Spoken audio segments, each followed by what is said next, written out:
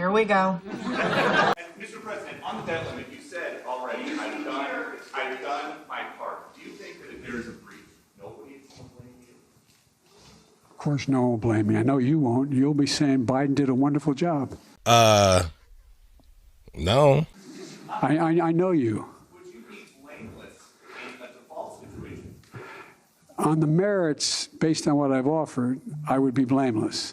On the politics of it, no one will be blameless. And by the way, that's one of the things that some are contemplating.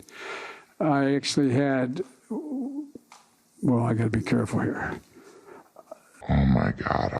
I think there are some MAGA Republicans in the House who know the damage that it would do to the economy.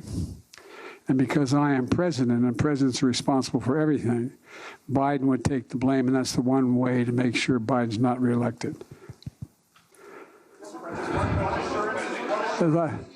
assurances do you have that providing F-16s won't escalate this war? Why? I have a flat assurance from Zelensky that they will not use it to go on and move into Russian geographic territory. But wherever Russian troops are within Ukraine and the area, they would be able to do that. Thank you all very, very much. Appreciate it.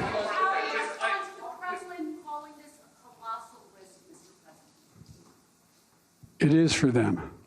This is the last question, sir. Good afternoon, Hey. Mr. President. How? What has President Zelensky told you about the big counteroffensive? And maybe you can start by telling us whether it's actually underway or not. And I'd like to ask you about the F-16s. You've greenlit them now. Jake Sullivan said arms and equipment go to Ukraine according to what he called the exigencies of the conflict. So what exigency now exists that didn't exist that demands these planes?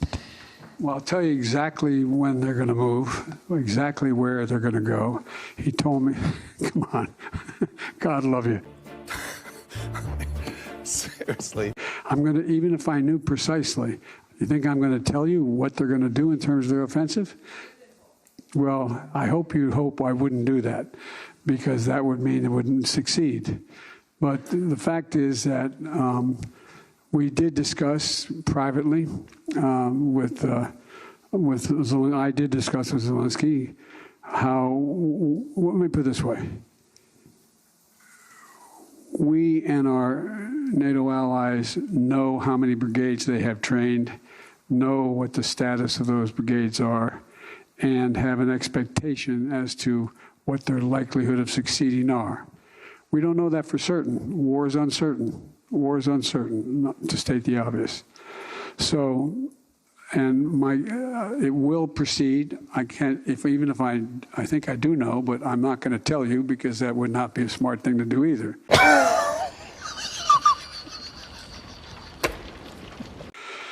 So having said that, the expectation and hope is that they will be successful in that it'll make it clear to Russia that the cost, for example, Bakhmut is a discussion about whether or not it's been lost or whatever. And well, the truth of the matter is the Russians have suffered over 100,000 casualties in Bakhmut. That's hard to make up. It's hard to make up. So whether or not there are troops in Bakhmut occupying, there's not many buildings left standing in Bakhmut. It's a pretty devastated city. But they have been able to move in a direction that they've been able to lock down an awful lot of the Russian forces, including the Wagner group. So with regard to the F-16s, F-16s would not have helped in that regard at all. It was unnecessary. For example, let's take just Bakhmut, for example, would not have any additional added consequence. But what's happened is, since the provision of everything from significant missile defense systems, tanks, sophisticated tanks, and the like, all the things that were of consequence in the near term. Okay. In the Donbass area and where the fighting was taking place, they now have all that equipment. There's a little bit still coming, but have all that equipment. What's going to happen, though, is if they continue to do well, they're going to be in a situation where you're going to have the Russians being able to stand off at a greater distance from maintaining their headquarters and other things which are out of range of certain of the existing capacity they have. And they have to be able to be in a position where now those fighter jets, those F-16s, make a big difference in terms of being able to deal with what is coming down the road. And God willing, and we don't know this, if they're successful and there ends up being an accommodation where there is not a ceasefire, but there is a peace agreement that gets worked out, that,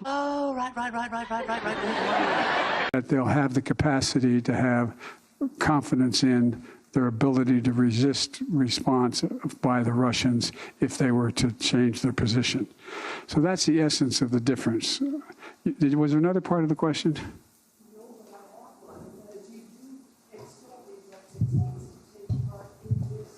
No, not the percent. I don't expect the F-16s to take part in the existing, let's assume that it's not. But let's assume tomorrow the offensive was started, or in a week or 2 or 5 or 7 or 10. It's not highly unlikely they would take place in that context. But it will take place in the context if they're successful in the near term. They're going to then continue to have to fight with the Russians who have headquarters beyond where they are now, not able to be reached by the existing capacity.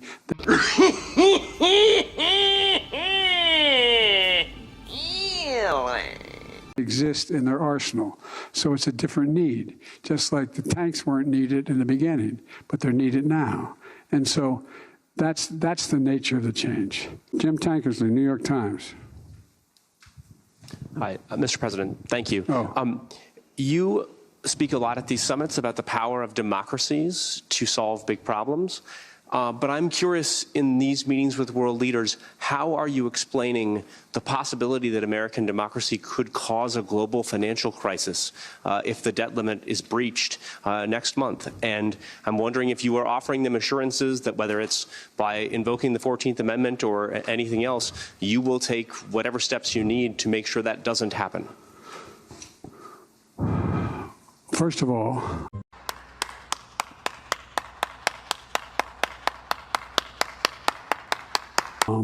it would be a very serious circumstance if we didn't pay our debt for the first time in 230 years. That'd be a serious problem. So far, there's been very little discussion, and they all know what's going on, about whether or not we're going to default on our debt. Number two. Number three, I can't guarantee that they wouldn't force a default by doing something outrageous. I can't guarantee that. Okay. Go. Number four, I'm looking at the 14th Amendment as to whether or not we have the authority. I think we have the authority. The question is, could it be done and invoked in time that it would not be appealed and as a consequence past the date in question and still default on the debt? That's a question that I think is unresolved. And so the point is, I'm hoping, and I believe that when we sat in the room with all the leaders from Mitch McConnell on, and they said, we will not default, period. We will not default. That's what all, including Kevin McCarthy, said, we will not default. And so I'm assuming that we mean what we say, and we'll figure out a way to not have to default. Do you speak any English? Was that a fart? I don't know.